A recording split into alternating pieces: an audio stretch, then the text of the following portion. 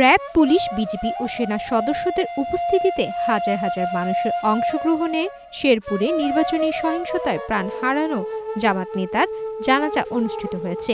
২৯ জানুয়ারি বিকেলে জেলার শ্রীবর্দী কলেজ মাঠে এ জানাজা সম্পন্ন হয়। নিহত শ্রীবর্দী উপজেলা জামায়াতের সেক্রেটারি রেজাউল করিমের ছোট মেয়ে জানাজা নামাজে উপস্থিত হলে মুসল্লিদের মধ্যে আবেগঘন পরিবেশের সৃষ্টি হয়।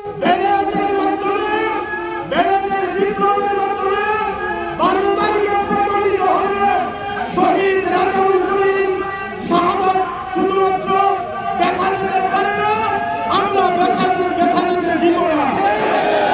জানাজা শেষে বক্তব্যে জেলা জামায়াতের আমির জানান, নিহত রেজাউলের 2 সন্তান ও স্ত্রী ভরণ পোষণের দায়িত্ব দলের।